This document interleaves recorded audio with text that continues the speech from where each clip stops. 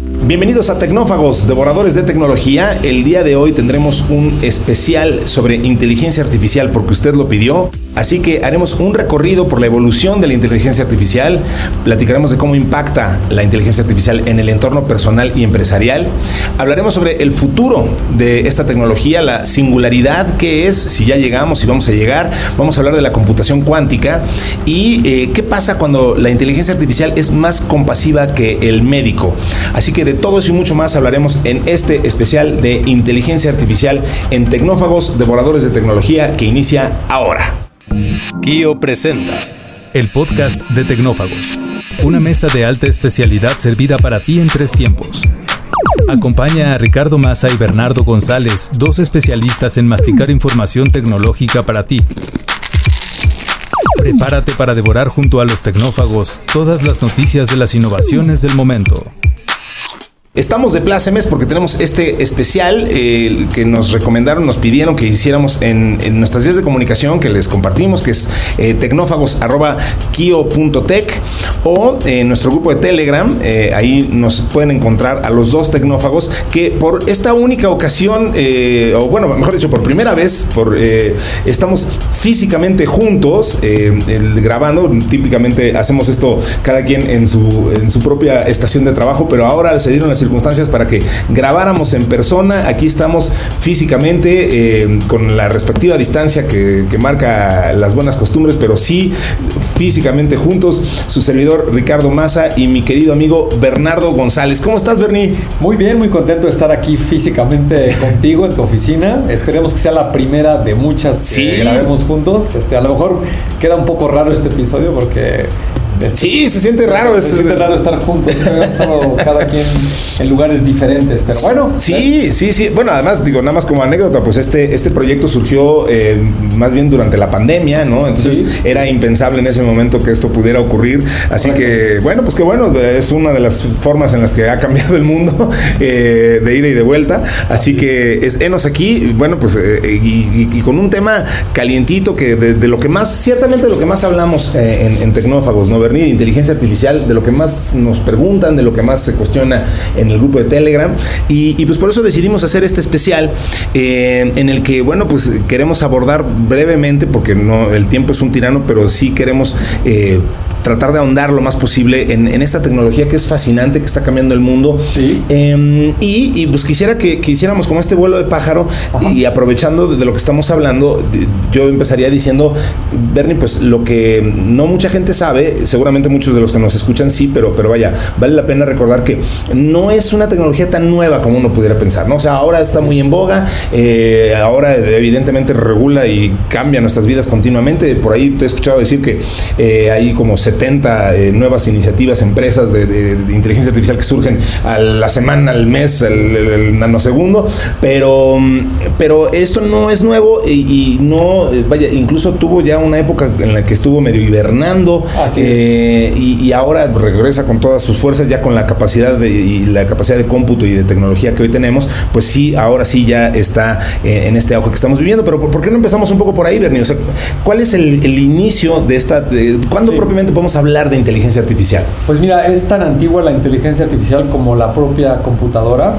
Por ahí nuestros compañeros aquí del equipo de marketing que nos hacen amablemente la escaleta con todas las notas, sí. Pusieron una referencia que tenía yo mucho que no lo había leído, de Alan Turing. Sí. Empezó a trabajar con las primeras computadoras electrónicas por ahí de 1935 y luego tuvo una participación histórica muy relevante, que hay una película, realmente mucha gente la ha visto, alrededor de esta caja de códigos que se llamaba Enigma. Así es. Hicieron los alemanes, y desde ahí este señor, que era muy brillante para manejar la computadora y procesar datos en esa época con muchísimas limitantes.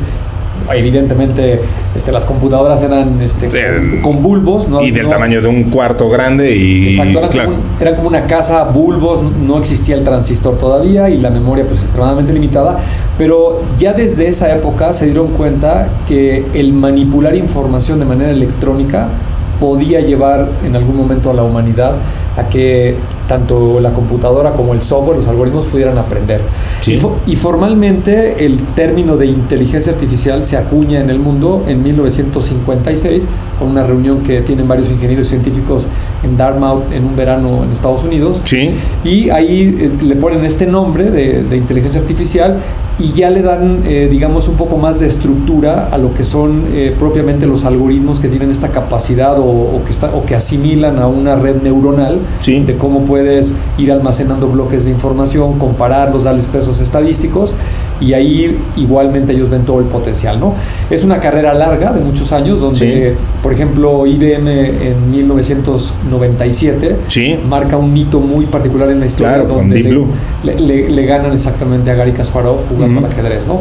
Después, 2011, con otro sistema que se llama Watson, también de IBM, le logran ganar a 2 de los campeones de un juego de televisión. Sí, de Jeopardy. El famosísimo Jeopardy. Oye, que ahí la ventaja, bueno, lo notable de esto es que Watson no estaba conectado a internet, ¿correcto? O sea, eso es porque digo, no tendría mucho chiste que le ganes a un campeón de trivia si tú tienes la posibilidad de conectarte a Google, ¿no? O sea, exactamente. Pero este era justo el punto, que esto no estaba conectado a internet. Exacto. Habían tomado información de Wikipedia y de muchas cosas de internet, de enciclopedias, de libros, se lo alimentaron al algoritmo y era pues una versión muy primitiva de lo que ahora estamos viendo con las tecnologías generativas, pero ya tenía este potencial, ¿no? Entonces, sin lugar a dudas, un hito en 2011.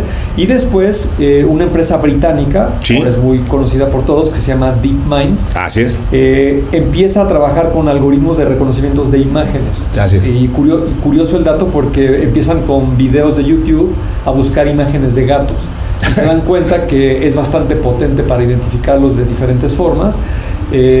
La compañía se vuelve tan relevante en el segmento de la inteligencia artificial que Google la acaba comprando, y luego son los creadores de AlphaGo, que es este algoritmo que le gana nuevamente al campeón de en este caso de Go, que es este ajedrez chino mucho más complejo, con más posibilidades. Por ahí dicen que tiene más jugadas posibles que átomos en el universo. Yo no sé quién ha contado los átomos que hay en el universo, pero el punto es que el Go es complejísimo y le gana Lee Sedol, me parece que se llama el campeón coreano. Y vaya, o sea, eso se vuelve verdaderamente un hito. Oye, Bernie, pero y entonces, ¿a partir de qué punto, o sea, todo esto entonces es propiamente inteligencia artificial? Tú pasaste ahorita rápido por un tema interesante, que es cómo se define el sopeso, no sé cómo se diga, el momento en el que la inteligencia artificial sopesa las probabilidades de cuál es una respuesta correcta. ¿Desde qué momento empieza a hacer eso? Porque vaya, por ahí de repente luego escuchas cosas simpáticas como decir, bueno, Clippy, el asistente de Word, ¿te acuerdas? Ese clip que decía, de alguna manera era una inteligencia artificial porque podía, bueno, intuía a partir de lo que tú estabas redactando, sabía que estabas escribiendo una carta y te decía, oye, parece que estás escribiendo una carta, ¿quieres que te ayude? Y la gente se burlaba de Clippy y decía que era súper annoying y lo que sea, pero al final eso era una inteligencia artificial, ¿no? Sí, es una evolución de más de 70 años y dentro de la inteligencia artificial hay subdivisiones, ¿no? Una muy común las décadas 2 o 3 pasadas es lo que se llama Machine Learning. Ahí es mucho más claro el ejemplo estadístico donde tú tienes una serie de datos con múltiples variables y lo que tú vas a ver es cuál es la probabilidad de que un evento suceda, ¿no? Correcto. Algo muy sencillo, y lo he comentado yo aquí, es a lo mejor una compañía que vende bebidas refrescantes puede decir, oye, cuando sube la temperatura a 5 grados en esta ciudad, pues incrementa el consumo de este tipo de productos en tal cantidad, ¿no? ¿Qué hacen estos algoritmos? Guardan esa información con el peso estadístico y cuando tú le das los datos del clima, pues puede hacer una inferencia de más o menos cuál es la proyección de las ventas, ¿no? Correcto. Ese es Machine Learning.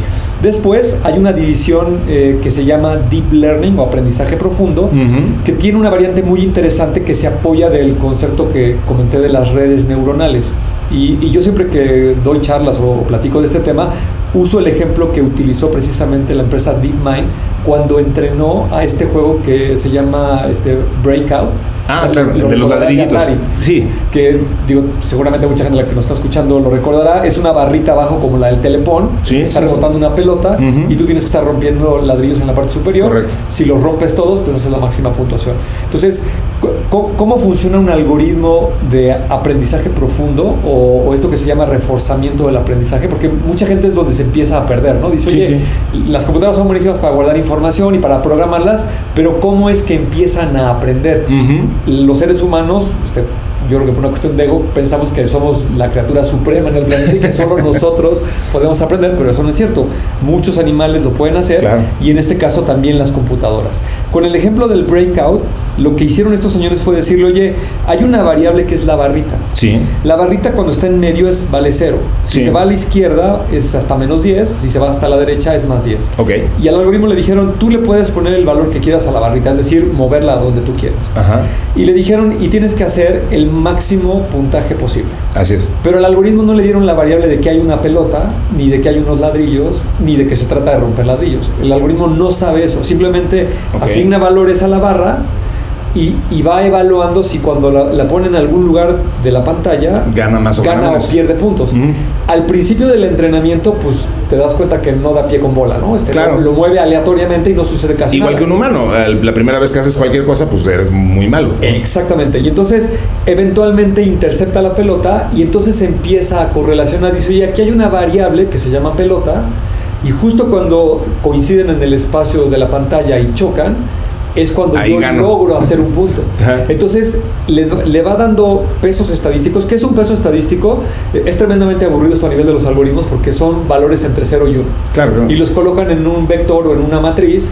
Y entonces, punto 1 pues es un valor muy bajo. Sí. Punto 9 es un valor muy alto. Punto 99 es todavía mucho más alto. Claro. Entonces, cuando pega la pelota, le empieza a dar valores altos y lo hace miles, centenas de miles, millones de veces, está interactuando hasta que el algoritmo, con estos pesos estadísticos, va infiriendo cómo interceptar la pelota. Pero qué interesante cómo lo estás explicando, porque entonces parece como pavloviano el asunto. O sea, el algoritmo, igual que los perros de Pavlov, dicen, bueno, aquí esto me trae una recompensa.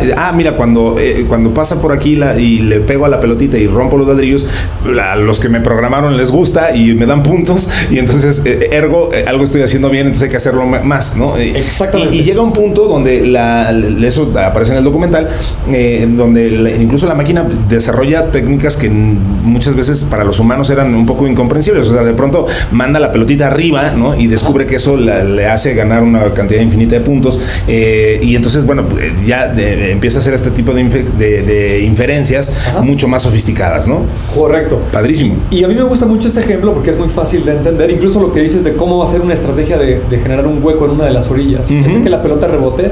Este algoritmo lo logra hacer. O sea, encuentra con el peso estadístico. Tal vez no con la explicación que estamos dando tú y yo ahorita como lo haría un humano, pero él dice, el algoritmo, el peso más alto estadístico es cuando pongo la barra en un ángulo que va a entrar por una de las esquinas. Correcto. Y de manera muy rápido reviento todos los bloques, ¿no? Esa misma manera de funcionar es la que tienen estas tecnologías generativas. Correcto. Cuando hablamos ahora de ChatGPT y a mucha gente le sorprende, oye, esta cosa es inteligentísima, ¿no? Sí. Yo le planteo una pregunta o un tema filosófico o lo que sea y tiene una capacidad de responderme. No es otra cosa más que un conjunto de palabras en matrices y vectores muy grandes que tienen un peso específico estadístico en cuanto a probabilidad de que ocurran. Alguna vez tú y yo en una charla que dimos, yo usé el ejemplo muy sencillo de, en México al menos estamos muy acostumbrados a que saludamos diciendo hola, ¿cómo estás? Claro. Y la mayoría de la gente contesta muy bien, gracias, ¿y tú? Sí. Eso es lo que hace la mayoría de las personas. Este algoritmo, todas esas palabras en ese orden, le va a poner el peso estadístico más grande. Así es. ¿Cuál es el segundo menos probable? Que alguien simplemente diga muy bien, gracias. Sí, exacto. ¿Cuál es el menos, digamos el anterior? Pues a lo mejor que alguien diga muy bien, ¿no? Claro. Y ya cuál es uno que seguramente pocas personas, muy poquito estadísticamente, pero alguien podrá contestar bien. Y ya menos todavía es mal. Claro. Mal. Entonces, y aquí entra una cosa bien interesante. Hemos hablado de una variable que está en las generativas que se llama la temperatura. Sí. Y la temperatura es un valor entre 0 y 1. Sí. Por default está en 0. Tiene el valor más bajo. Quiere decir que el algoritmo, en este caso ChatGPT, si lo ponemos de ejemplo, siempre te va a contestar las palabras que tienen la mayor probabilidad de secuenciarse a lo que tú me estás pidiendo. Esto es importantísimo, Bernie, porque justo ayer tuve oportunidad de dar una plática de esto. Evidentemente yo no ahondo en temas técnicos como tú lo haces, pero sí me di la tarea de indagar un poquito de esto y hay como esta cuestión un poco propagada de por qué te contesta ChatGPT lo que te contesta. O sea, es decir, hay que entender que las respuestas que te da el algoritmo, pues no es, vaya, no hay que concederle mayor sabiduría, es lo que quiero decir, ni conocimiento más allá de lo que ya está publicado y de donde están sus fuentes de datos. Lo que quiero decir con esto es, un algoritmo puede tener sesgos, y hemos incluso aquí comentado algunos ejemplos de cuando ChatGPT te puede contestar un argumento que puede ser interpretado como racista o con cierto sesgo, no sé, misógino, por decirte cualquier cosa. Quiero decir, rasgos negativos, no por otra cosa, no porque el algoritmo lo piense, evidentemente, sino simplemente porque las bases de datos a la que acudió le resultó que eso era lo más prudente contestar de acuerdo a esta evaluación de las posibilidades que nos estás comentando, ¿no? Absolutamente. Y entonces, esto que decía yo de la temperatura que tiene un valor entre 0 y 1, sí. A tu punto de lo que estás diciendo de los sesgos que tiene el algoritmo, y ahorita lo vamos a mencionar, de por qué se dan. Cuando está en 0 te va a dar la máxima probabilidad. Uh-huh. Pero si tú lo empiezas a incrementar a 0.2, 0.5, el algoritmo, en este ejemplo de hola, ¿cómo estás? Uh-huh. En vez de contestarte muy bien, gracias, y tú, va a decirte, oye, muy bien, bien, gracias, ¿no? Correcto. Ese tipo de cosas va a mezclar. Pero si le pongo yo, por ejemplo, 0.99, es probable que me conteste mal. Sí. Entonces, a tu punto de, oye, puedo pensar que el algoritmo tiene un sesgo, o por qué me contesta que está mal, o qué algoritmo tan grosero, o está enojado el algoritmo. No, tú simplemente estás jugando con los pesos estadísticos. Y esto lo podemos traspolar a cualquier ámbito de datos con los que fue entrenado este algoritmo. Uh-huh. Por ejemplo, en nuestro país, pues hay un estereotipo, nos guste o no, de un asaltante, ¿no? Correcto. Entonces, una persona que es maleante, sí. que te puede asaltear, es un narcotraficante. Ahorita en cuanto dijiste asaltante, todo el mundo que nos está escuchando se creó una imagen en su mente. O sea, exacto. Sí, en tu cabeza hay una imagen. Y entonces, incluso a nivel individual, olvídate de la tecnología, sí. Nosotros tenemos un bias como personas. Exacto. Y a mí me gusta mucho el ejemplo. Tú vas caminando en una acera y ves que viene una persona con estas características.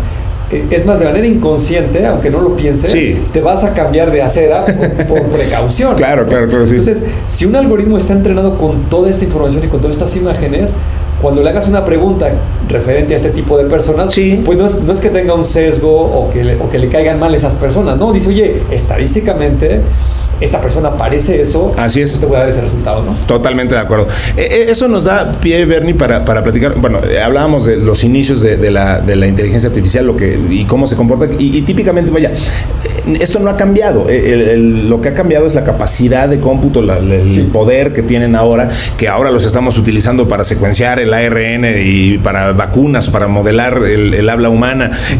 Vaya, ahora estamos haciendo cosas mucho más sofisticadas que antes no podíamos hacer, pero básicamente el modelo sigue siendo el mismo. Ahora estamos viendo este boom de la inteligencia artificial, y mira, aquí hay un par de datos interesantes. Sí. En los últimos 5 años, la investigación y el uso de las inteligencias artificiales ha disparado. Un informe de Stanford muestra cómo en 10 años se ha duplicado el número de artículos científicos sobre ella, y el ritmo de publicación parece acelerarse, nos sorprende. Una encuesta de McKinsey arrojó que el 50% de los encuestados dijo que su organización había adoptado el uso de AI. Además, la inversión y las patentes han crecido constantemente. Aquí entro en un punto interesante. Yo creo que mucha gente, Bernie, sabe o intuye que necesita entrarle a la inteligencia artificial. Sí. No necesariamente sabes cómo, ¿no? Y si eres una organización, probablemente menos. O sea, las empresas, yo lo veo por la naturaleza de nuestro trabajo y en lo que estamos metidos tú y yo en el día a día, pero lo veo ocurrir. Las empresas saben que quieren hacer algo, pero no saben qué y ni cómo entrarle. ¿Cómo respondes un poco a eso? ¿Qué dirías? ¿Cuáles son los primeros pasos que uno debe hacer para desarrollar algo, le hace lo que sea, en un proyecto de inteligencia artificial para una empresa o incluso para un usuario de a pie? Sí, mira, este fenómeno, la manera de entenderlo es que ha venido creciendo de manera muy acelerada, yo te diría que los últimos 20 años. ¿Qué sucedió en estos 20 años? Que se le dio mucho más énfasis a la parte probabilística que a la determinística, que había sido las décadas anteriores, ¿no? La inteligencia artificial se quería como programar y hacer una lógica de si esto, entonces aquello, y si la variable era no sé cuántos. Alguien empezó a decir, oye, mejor agarremos los datos y pongámosles un análisis y un peso estadístico, y el algoritmo que solito aprenda con esta analogía que hizo. Sí, sí, entonces, sí. Se empieza a acelerar en la industria, y es lo que todos vimos la primera década del año 2000, con las redes sociales, con los buscadores, los servicios de streaming, de video, de música, etcétera, que te hacían recomendaciones y la verdad es que eran muy potentes, ¿no? Todo lo que es el marketing digital está sustentado por algoritmos de inteligencia artificial desde hace muchos años. ¿Cuál era la restricción? Que solo las grandes tecnológicas o solo las empresas muy especializadas pues podían usar esa tecnología por los costos y por la complejidad que tenía, ¿no? Correcto. Un dato bien interesante, hablando específicamente de estas tecnologías que tienen el nombre de GPT, ¿sí? Esas 3 letras significan algo, significa Generative, Transformers, Pre-train, ¿no? Sí. La G es muy fácil porque es una categoría de inteligencia artificial que genera contenido. Correcto. Genera imágenes, genera texto, genera video. La T de Transformers es un breakthrough que se dio en la industria o un gran descubrimiento que hicieron los científicos de datos en 2017. Sí. Y paradójicamente estas personas trabajan en Google o trabajaban en Google en ese momento. Sí. Y Google se dio cuenta del potencial enorme que tenían las tecnologías generativas. Así es. Pero le preocupó mucho qué iba a pasar si lo abrían sus productos porque se podía meter en muchos problemas, ¿no? El otro día oía yo en un video una analogía que me gustó mucho que decía Google Video empezó antes que YouTube.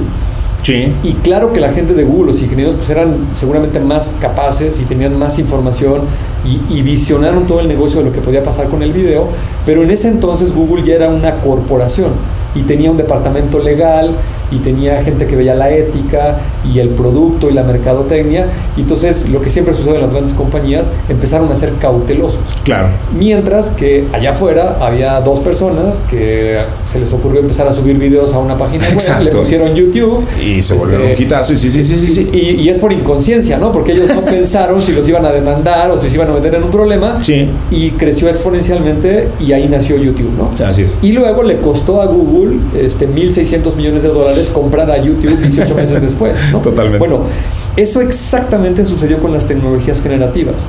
Google es una de las empresas que las crea y las promueve, no es la única. También Nvidia, que manufactura estas tarjetas GPUs, que es donde se hacen todos los entrenamientos, también lo ha hecho. Sí. Microsoft, Apple, Amazon, todas las grandes tecnológicas. Y aparece... Pero al que más coraje le da es a Google, sin duda. Sin lugar a duda, porque son los creadores, ¿no? Le pasó lo que le sucedió a Kodak, ¿no? Exacto. Que Kodak inventó la cámara digital. Y luego les comieron el mandado. ¿No? Entonces aparece OpenAI, que pues es una startup, es más, es una organización sin fines de lucro. Correcto. En el inicio quieren hacer algo abierto y ahí Sam Altman se da cuenta del potencial y toma una decisión que desde mi punto de vista va a cambiar el rumbo de la humanidad. Va a haber un antes y un después. Yo creo que ese hito es el 30 de noviembre, ¿no? Aunque la compañía es desde el 2015. Sí. Desde 2017 estaban haciendo ya muchas cosas con GPT y se veía todo el potencial. Pero claramente para mí, si me preguntas, yo creo que el 30 de noviembre del 2022 es un antes y un después en la humanidad. Sí. Porque se abre esta tecnología y fíjate lo que sucede. Ahora todo mundo tiene acceso. Es como cuando salió el internet, ¿no? Sí. Era un proyecto militar de universidades. Pues sí sabías que se conectaban y tenían grandes capacidades, pero tú no lo podías usar. Exactamente. O los GPS, ¿no? Los GPS es la misma historia. Se usaban militarmente desde los años 60, pero estaban totalmente restringidos. Es hasta que el gobierno americano, me parece que igual a finales de los 80s o principios de los 90s, los abre comercialmente, y entonces ahora sí los ciudadanos de a pie tenemos acceso a un GPS y el mundo cambia para bien, ¿no? Para totalmente. siempre. Entonces, ¿qué está sucediendo en tu pregunta de que la gente está un poco desconcertada de en qué lo uso? Exacto, cómo le entran. Ajá. Yo lo que diría es que tenemos que entender que estamos justo en ese momento donde es una tecnología extremadamente potente, como el internet en su momento. Sí. Y pues no sabemos para qué sirve, ¿no? Eso es lo malo. Sí. Lo bueno es de que todos estamos en las mismas, incluido las grandes tecnológicas, ¿no? O sea, yo me imagino que los señores de Google deben de dar varios meses cuestionándose qué hacen y cómo le hacen, pues porque alguien los rebasó por la derecha y abrió lo que no querían abrir, ¿no? Exacto. Nosotros, el resto de las personas, yo lo que recomendaría es entérate de qué está sucediendo, lee lo más que puedas, aprende, ve videos, escucha podcasts como donde hablamos de todos estos temas, Y luego llévalo a tu empresa con un espíritu como de experimentación, como un proyecto de innovación. Sí. Trata de tomar filosofías como estas cuestiones de corrientes de agilidad. Exacto, metodologías Agile y este tipo de implementaciones que te permitan equivocarte rápido, hacer prototipos y ver cómo funciona esto dentro de la organización y bueno, echar el cohete, esconderte a ver qué pasa y luego evaluar un poco los resultados, ¿no? Exactamente, porque hay gente que quiere poner por delante, yo llamo eso poner la carreta delante de los caballos. Oye, a ver si les puedo pagar a los empleados los $20 del GPT-4, pero dime cuántos empleados vas a recortar. Exacto. O dime qué vas a hacer más. O qué retorno va a traer esto. ¿Qué retorno va a traer? Y en este momento es muy difícil de medir eso. Yo lo que creo que tenemos que hacer es adopta la tecnología, evalúala. Sí. También es una tecnología que tiene muchas complicaciones, ¿no? Sí. Cuando tú le insertas información, pues puede haber temas delicados de tu compañía que hay que saber manejar con cuidado, sí. ¿no? También hay otro riesgo que hemos comentado tú y yo en este podcast, lo que sucedió con las redes sociales, ¿no? Sí. El poder se concentró en muy pocas compañías, exacto, en 2 o 3, así es. Y ahora se volvieron tremendamente poderosas al grado de que tienen el mayor control de la sociedad en muchas ciudades. Se acabaron convirtiendo en lo que estaban combatiendo, la maldición del incumbente, ¿no? Exactamente, pero lo mejor que podemos hacer en este momento es probarlas, entender para qué sirven, empezarlas a utilizar y luego empezaremos a ver los beneficios. Yo soy muy optimista y te lo he comentado muchas veces, porque creo que la limitante que tenemos los seres humanos en este momento es que nos cuesta mucho trabajo visionar lo que viene, ¿no? Sí. Y yo he hablado también de un ejemplo, cuando sale el automóvil, se crea a principios del siglo pasado, sí. Hay que entender el contexto de las ciudades. Una ciudad como Londres, como Nueva York, París, estaban repletas de carruajes, sí. Carretas con caballos. De caballos, sí. Y se ve muy romántico en las fotos que en las avenidas hay muchos caballos, pero los caballos se cagan, ¿no? Sí. Calle, es algo que hace tienes mucho. que tener un ejército de personas con carretillas que estén levantando el estiércol. Sí. Los caballos necesitan agua, entonces cada X metros hay que poner bebederos, así es. Hay que llevar pacas de paja. Y entonces todo ese contexto de los carruajes y los caballos crea en la sociedad una serie de puestos de trabajos y funciones alrededor de los caballos. Sí, crean una infraestructura y un ecosistema, digamos, alrededor de sí mismos, ¿no? Correcto. Y cuando llega el primer automóvil, pues no pasa nada. Cuando hay 10, pues tampoco. Pero cuando ya empiezas a ver 100, 200, 500 automóviles y la gente se da cuenta que un automóvil en muchas cuestiones es muy superior a un caballo y que es inminente el reemplazo, sí. Obviamente la gente que trabaja en esas funciones no solo se siente desplazada, absolutamente la van a desplazar. Lo va a hacer después. Sí, o sea, sí. Ya no necesitas a nadie que levante caca de caballo porque ya no van a dejar circular los caballos. Así es. Ya los coches no necesitan agua. Ya no vas a necesitar a esas personas, pero sí vas a crear una serie de industrias alrededor. Correcto, le acabas de dar el clavo. Sí.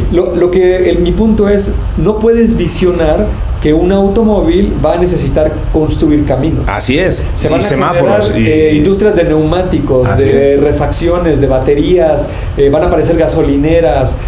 Y no solo el automóvil directamente, hay cuestiones colaterales. Así Por ejemplo, un automóvil permite que las personas de una ciudad o una pequeña comunidad ahora se puedan desplazar más lejos. Exactamente. Y se crean las vacaciones y se crea el entretenimiento. Por supuesto. O que hagas otras cosas y aparecen restaurantes, hoteles. Se achica el mundo, sí. Se achica el mundo y entonces económicamente, gracias al automóvil, se genera una explosión, una derrama económica impresionante. Yo, si me lo permites, creo que hoy decimos, los programadores se van a quedar sin chamba. Se van a quedar sin chamba de tirar líneas de código tecleando. Eso sí se van a quedar. Sí, pero un programador que hoy genera, por poner un número, 1000 líneas de código al día, ahora va a poder generar 1 millón de líneas de código al día. Así es. Y esos programas, igual que en el caso del automóvil y las carreteras y que se creó toda la infraestructura, van a detonar cosas que si alguien me preguntara a mí, a ver, Bernardo, pues dime qué va a pasar, no lo sé, y no creo que nadie lo sepa. Es imposible que puedas tener esa visión. Pero tienes la intuición de que si empiezan a suceder estas cosas que nos aceleran y nos llevan a otra dimensión de poder de hacer cosas, pues la economía va a crecer tremendamente. Por supuesto, porque además, como ya lo hemos dicho en otras ocasiones tú y yo, esto lo que hace en realidad es aplanar el piso y subir el nivel de todo. Lo decíamos el otro día, hablando, por ejemplo, así como antes necesitabas acceso a un estudio de grabación de millones de dólares con consolas y solamente el que tenía acceso a alguien que tuviera ese equipo podía grabar una canción. Después, bueno, el software, la tecnología te permitió tener eso en la punta de tus dedos, y ahora ya cualquier persona puede grabar una canción con calidad bastante profesional. Puedes usar un micrófono no más complicado que el que estamos utilizando tú y yo ahorita. El software y la interfaz que tenemos ahorita en nuestras computadoras nos permitiría grabar perfectamente un track de calidad profesional. Claro, o sea, tenemos esa disponibilidad, ya no necesitamos el estudio multimillonario. Correcto. Pero claro, ahora, eso no significa que tú y yo ahorita vamos a lanzar un éxito del Hit Parade, porque eso requiere un talento, requiere, o sea, lo que sí tenemos son las herramientas. Insisto, eso lo único que hace es aplanar un poco el camino. Lo hablábamos el otro día, por ejemplo, platicando sobre Midjourney y sobre estas herramientas text to image, que hay mucha gente que dice, bueno, es que ahora ya cualquiera puede hacer una ilustración de primer nivel. A ver, cualquiera le puede poner un prompt a Midjourney. O sea, eso sí es cierto. Cualquiera puede exigirle a una inteligencia artificial que le haga una ilustración, un dibujito o lo que sea. Eso sí, pero de ahí a que eso signifique que ya cualquiera puede hacer un Rembrandt, pues no. O sea, al final Rembrandt solo va a ser Rembrandt el que pueda tener esas capacidades, el que tenga ese talento, el que lo aporte, el que sepa utilizarlo. Entonces se desdibuja un poco la línea en la parte más baja de la pirámide, cierto, pero el componente insustituible sigue siendo el talento humano y la capacidad y la creatividad y lo que haces con las herramientas, igual que con todas las tecnologías, ¿no? Sí, fíjate que mientras te escuchaba, me acabas de dar pie a un ejemplo que se me acaba de ocurrir. A ver, venga. Creo que igual es más potente que el del automóvil. A ver. Seguramente hubo una época, antes de que existiera la cámara fotográfica, sí, que mucha gente se dedicaba a hacer retratos, ¿no? Sí. Hablemos de la categoría ándale, particularmente hacer un retrato. Sea lo que vas. Ajá. En esa época, pues era alguien que tuviera la habilidad, un lápiz y un papel o colores o lo que quieras, y lleva un tiempo hacer un retrato de calidad, porque yo necesito, quiero guardar cómo era yo a esta edad. Exacto. En este momento. Sí. Cuando llega la cámara fotográfica, pues esta gente se va a haber sentido súper desplazada. Por supuesto. ¿No? Y entonces cualquiera puede tomar una foto. Sí. A tu ejemplo. Sí, exacto. Y entonces dirías, oye, esto es injusto, ¿no? Porque yo tenía un talento que sabía dibujar los rasgos y los plasmaba en el papel. Así es. Y ahora cualquiera con una cámara nomás aprieta un botón y toma la foto, sí. Claro, pero fíjate el tamaño de la industria de los retratos, la cantidad de gente que hacía retratos y el dinero que se movía alrededor de ese movimiento. Ajá.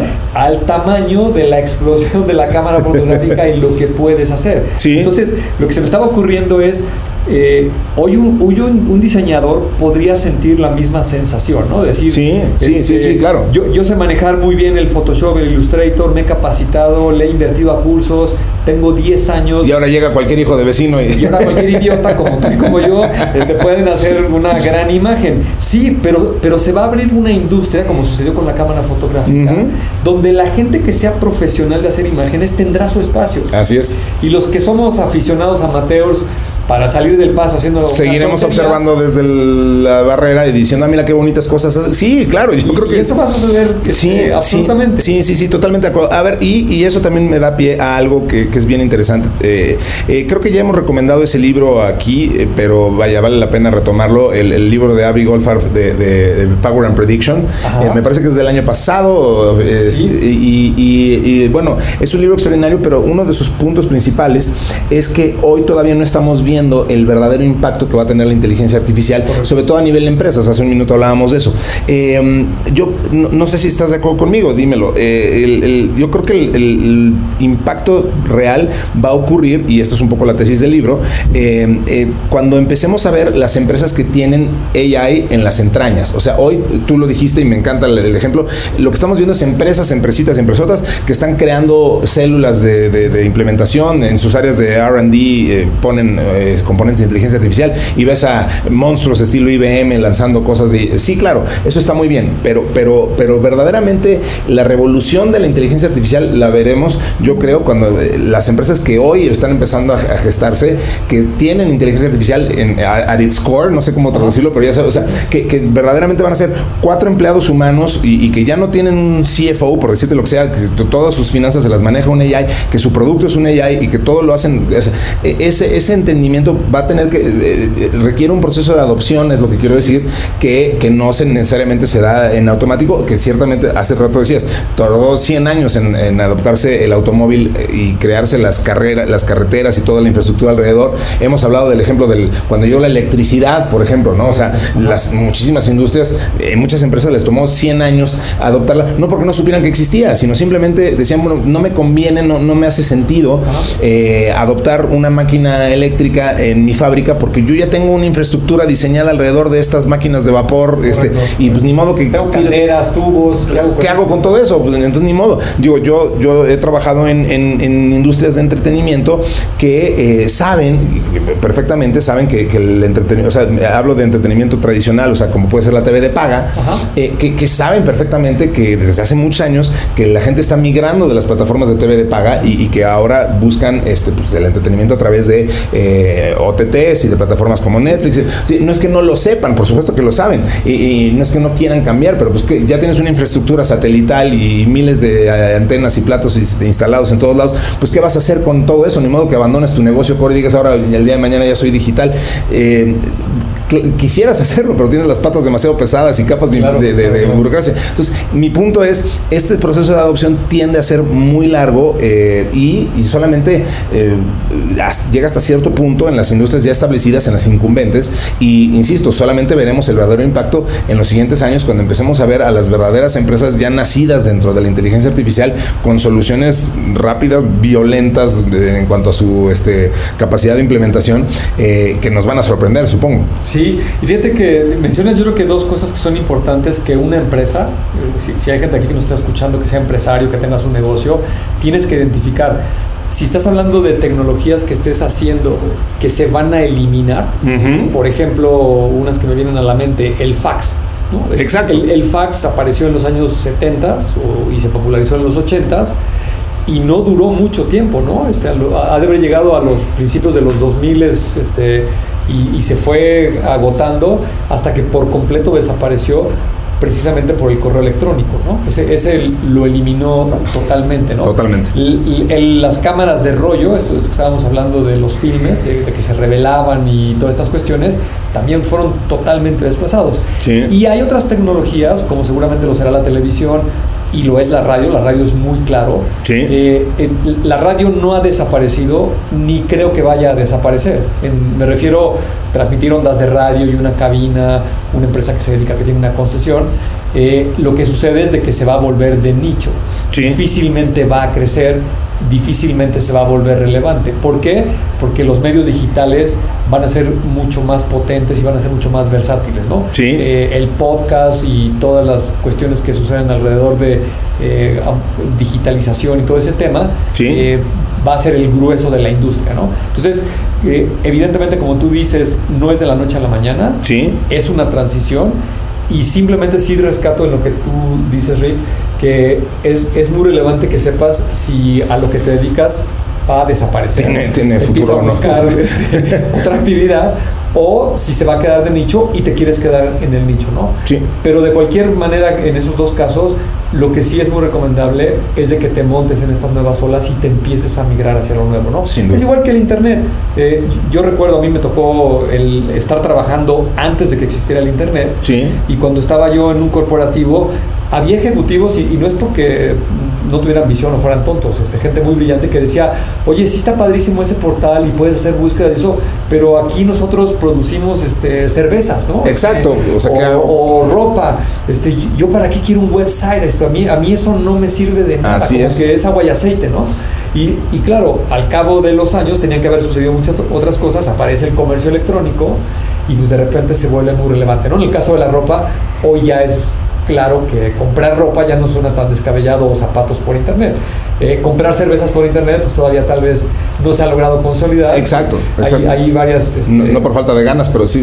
Hay varios ya prospectos de tiendas y todas estas cuestiones. Tal vez tome un poco más de tiempo, pero lo que sí es una recomendación es nunca te alejes de la tecnología, porque la tecnología es el driver que va junto con la economía. Así es. Que hace que las cosas evolucionen. Totalmente. Y bueno, hablabas de la adopción de tecnologías para el mañana a ver, hablando sobre el mañana, Bernie, una de las cosas y los conceptos más sobados y que hoy se habla mucho es la inteligencia general, la AGI famosa, ¿no? La Artificial General Intelligence. Ajá. Que es esta especie como de panacea a la que yo lo comparo un poco como estas líneas en el horizonte, ¿no? O sea, que mientras más te acercas, más te alejas, porque no sé si realmente existe un punto específico en el tiempo en donde lo lleguemos a ver, pero hoy se habla mucho de esto, de que este es el punto al que deberíamos de llegar a una inteligencia general artificial.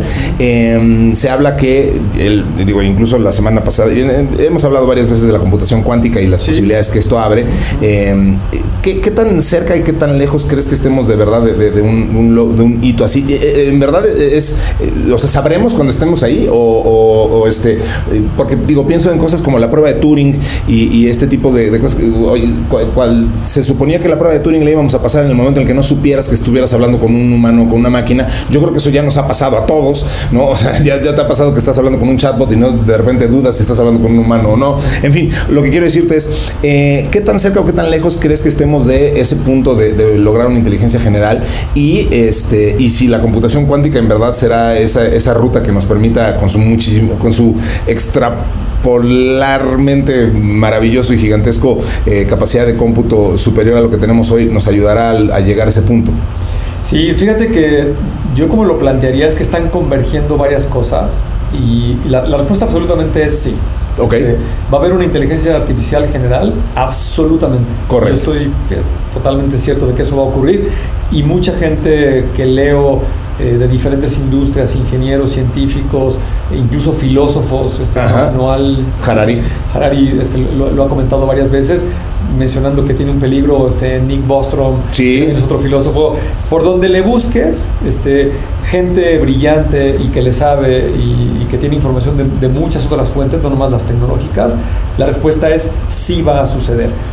La pregunta es ¿cuándo? Correcto. El señor Ray Kurzweil, que le encanta hacer predicciones, él marcó como 2029, sí, el año donde una computadora de menos de $1,000 es más capaz que un cerebro humano. Uh-huh. Y luego ahorita, si quieres, hablamos más adelante porque está más denso ese tema, sí, la famosa singularidad, sí, que esa, si no mal recuerdo, creo que él dijo que era 2049 o 2045. Correcto. Por ahí. Sí. Pero hablemos primero de esta inteligencia general superior a un cerebro humano. He estado checando varias fuentes, sí, de gente que hoy está metida con estos algoritmos, OpenAI, Google, Meta, países, los Emiratos Árabes Unidos, China, etcétera. Sí. Y hay apuestas desde 2026 hasta 2030. Okay. Ese es más o menos el rango donde se están moviendo. Sí. Lo que estaba yo platicando de la historia de la inteligencia artificial, a mí me gusta mencionar desde que salió la calculadora electrónica. Okay. Los que ya tienen más edad, que son contemporáneos míos, recordarán que a finales de los años 60, principios de los 70, Texas Instrument, Casio y muchas marcas, sí, sacaron al mercado las calculadoras aritméticas. Uh-huh. Desde ese momento, y aparte nadie hizo aspavientos en el mundo, está claro que una calculadora es más efectiva y rápida y precisa que cualquier cerebro humano para hacer aritmética básica, ¿no? Sí. Ganarle al ajedrez, está clarísimo que no hay forma que un ser humano le gane a un algoritmo, pero ni cerca. A los videojuegos, al Go, a modelar proteínas, a las cuestiones biológicas que aceleraron las vacunas con el COVID.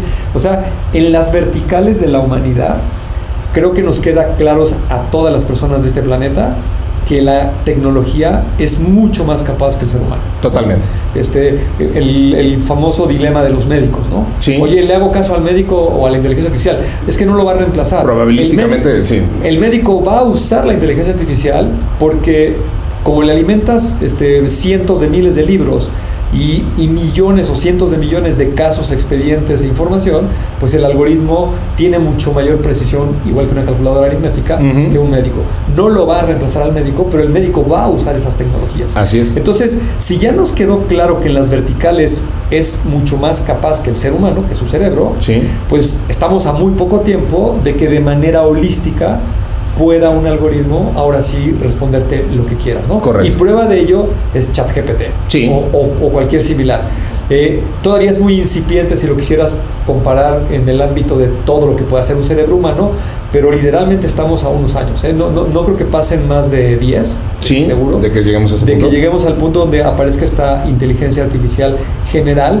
Y seguro entraremos a este punto que estuvimos platicando hace unos minutos, ¿no?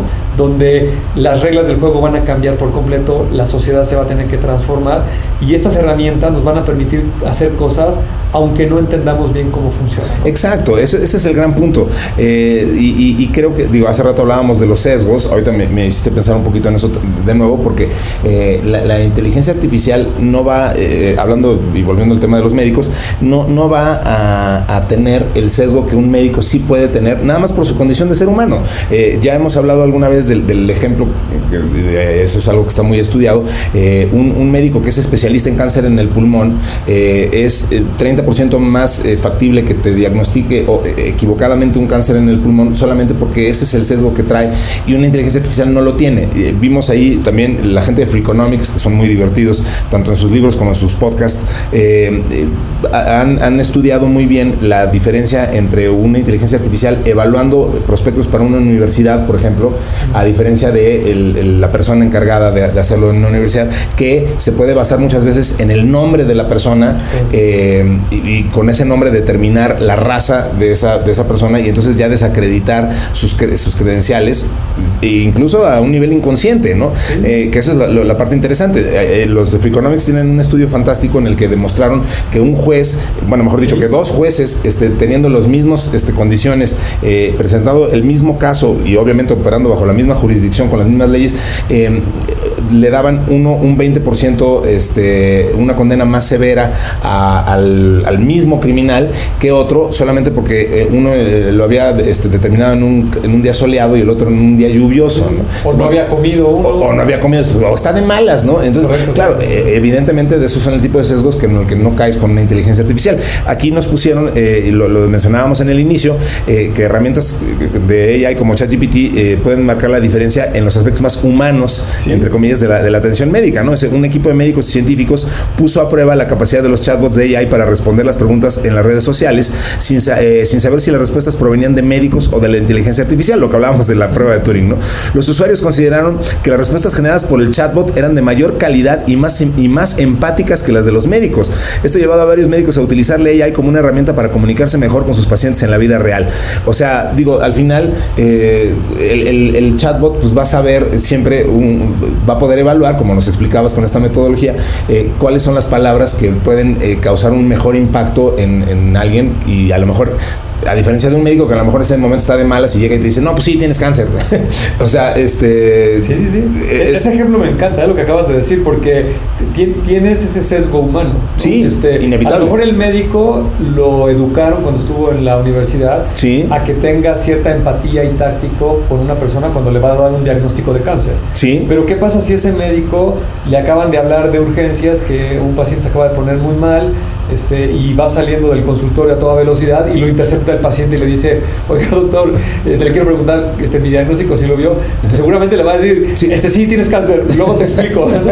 y este tipo se va a querer suicidar, ¿no? Sí. En cambio, una tecnología de estas generativas, y fíjate, aquí vienen estas cosas que nos cuesta trabajo visionar, está estructurada y controlada para que siempre responda amablemente, ¿no? O sea, si tú tienes en un hospital un chatbot como ChatGPT y le dices, oye, quiero que actúes como un médico profesionista de la salud, que seas muy empático y que cuando le des una noticia a un paciente de estos padecimientos o de algo delicado, pues la hagas de una forma amable, y seas empático, ¿no? Sí. Y entonces, el 100% de las veces, no importa si es de noche, si es en la mañana, si el hospital está lleno de urgencias, o sea, es un algoritmo y siempre va a contestar correctamente, ¿no? Y eso me lleva a elaborar otras cosas, ¿no? Que a lo mejor son muy filosóficas.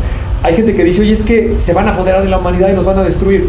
Ese es un sesgo que tenemos desafortunadamente por Hollywood y las películas. Correcto. Pero también existe el otro lado, como todo en la vida tiene su lado bueno y malo, que podría tener aspectos muy positivos, ¿no? Por ejemplo, este ejemplo que acabas de poner del médico, llévatelo a un presidente de un país, o a un gobernador, o a un secretario de Estado, de un organismo o algo, pues tienes el mismo sesgo humano, ¿no? Por supuesto. Yo me volví muy popular y ahora tengo mucho poder y tengo ciertas facilidades, pues tengo un incentivo negativo para tomar ciertas decisiones que tal vez no estén en el bien común y me beneficien más a mí. Por supuesto. Si pongo un chatbot a que tome las decisiones, digo, estoy extrapolando mucho más hacia el futuro, pero en una de esas, a la sociedad, igual que en el caso del médico, dices, yo prefiero que nos gobierne un algoritmo. Sí. ¿No? Porque el algoritmo estadísticamente va a decir, oye, espérate, en esa colonia necesitan luminarias porque están subiendo los índices de delincuencia o las violaciones o bla, bla, bla, y voy a destinar los recursos hacia allá. Así ¿no? es. Oye, pero es que acá estos señores quieren, no sé, un parque para hacer deporte o algo. El algoritmo tiene pesos estadísticos y dice, oye, a mí me instruyeron que vea el bien común de una comunidad, de una sociedad. Entonces, pues yo voy a sopesar estadísticamente qué tiene prioridad, los asaltos y que se están muriendo personas, o que la gente haga ejercicio. No, pues voy a empezar por controlar los asaltos. Exacto. Y ya que lo controle, luego me paso a la parte de ejercicio, que es muy importante, pero pues una pesa más que la otra, ¿no? Totalmente de acuerdo. Oye, Bernie, se nos está acabando el tiempo. En realidad ya nos colgamos. La verdad es que cuando ya descubrimos que sí, platicando en persona se torna más sabrosa la conversación, es más difícil cortar. Pero no quisiera que termináramos este especial de inteligencia artificial sin preguntarte. Ahorita mencionaste un hábito increíble y es una muy buena recomendación, y he descubierto que no todo el mundo la sabe, que es darle una personalidad a ChatGPT. Ahora que todo el mundo está jugando con ChatGPT, con la versión 3 cuando menos, eso es bien importante y es muy útil, el darle una personalidad, decirle, quiero que seas un diseñador gráfico con no sé cuántos años de experiencia y hay una serie de metodologías que les recomendamos ampliamente que las busquen y vean cómo sacarle más jugo a ChatGPT, que ciertamente incrementa por mucho las posibilidades de éxito y lograr muchas mejores recomendaciones. Pero quisiera que nos platicaras algunas otras, tú que estás tan al tanto de todo esto, algunas otras herramientas útiles para que la gente que nos está escuchando pueda echar mano de inteligencia artificial generativa. He visto, por ejemplo, me has recomendado algunas herramientas que incluso se conectan, o sea, en forma de APIs, digamos, que se conectan con el propio ChatGPT, que te permiten ya interactuar con PDFs y hacerle preguntas a videos de YouTube, cosas que van mucho más allá de simplemente nomás estarle preguntando a ChatGPT lo que le preguntarías al horóscopo, ¿no? Que es lo que nos limitamos muchas veces en el día a día. ¿Cómo qué te ha llamado la atención últimamente? Sí, mira, sin lugar a duda, ChatGPT es la herramienta más popular de la que estamos oyendo. Hay muchas otras más, pero digamos que tienen un poco más de complicaciones técnicas, ¿no? El mismo Bard de Google, en este momento solo está disponible en inglés. Así es. Y eso pues ya puede ser lo sesga un poco, sí. Yo le recomendaría a la gente que nos está escuchando, primero herramientas que existen de terceros. Muchas de ellas son gratuitas. Hay una página que se llama Futurepedia, es la combinación de dos palabras en inglés, como futuro, future, y luego la terminación de enciclopedia, como Wikipedia, pedia, ¿no? Así es. Es futurepedia.io. Tiene, no sé, 3.800 herramientas listadas en este momento, y hay de todas las categorías, en todas las industrias. Muy útil esa página. Y las puedes interactuar con ellas, ¿no? Ahí me encontré precisamente estas que chateas con un PDF, ¿no? Sí. Chat PDF y muchas otras que están por ahí. Que eso de chatear con un PDF, por ejemplo, para nuestros amigos que estén metidos en temas legales o cosas, o que utilicen contratos, es fantástico, porque vaya, pones esta herramienta y le haces preguntas al PDF y le oye, ¿en dónde se menciona tal cosa? Y la herramienta, bueno, lee el artículo, lo que sea, se trata del PDF, y te contesta y le puedes hacer preguntas mucho más específicas. Para los que están buscando control de cambios, por ejemplo, en un contrato, es fantásticamente útil esto, ¿no? Exacto. Luego hay otra categoría, digamos, muchos de nosotros que estamos en oficinas invertimos una buena parte del día haciendo videollamadas. Tenemos nuestras reuniones en un Zoom, en un Meet, en un Teams, lo que tú quieras. Sí. Entonces, hay una que yo particularmente utilizo que se llama Tactic. Es una extensión para los navegadores basados en Chromium, como Microsoft Edge, como Google Chrome, Opera, Brave, etcétera, ¿no?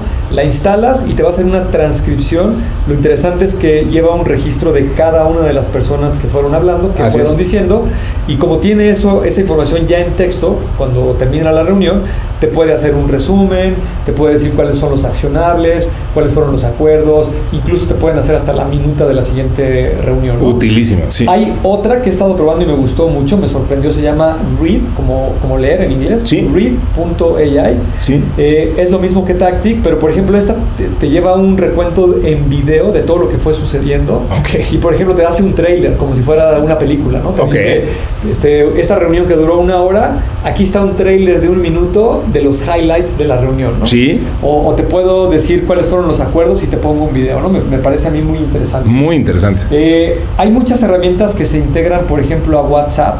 A mí la que más me gusta y recomiendo es una de una empresa española que se llama Lucía. Sí, esa es divertidísima, es muy buena. Sí. Exacto, Lucía nada más que se escribe con Z, como la luz eléctrica, luz, sí. Y luego la terminación IA, Lucía.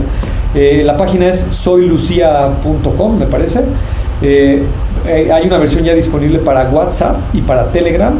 Y a mí la característica por la cual me llamó la atención es porque a mí no me gustan las notas de audio en WhatsApp. Estoy metido mucho tiempo en juntas y luego no los puedo oír. Y entonces, por ejemplo, tú le forwardeas el mensaje de audio a Lucía. La nota de voz y te la transcribe. Te devuelve la transcripción, ¿no? La gente que viaja es fantástica porque te hace recomendaciones desde un chat. Es como si estuvieras hablando con un amigo, ¿no? Sí. Esas son, la verdad, que súper útiles.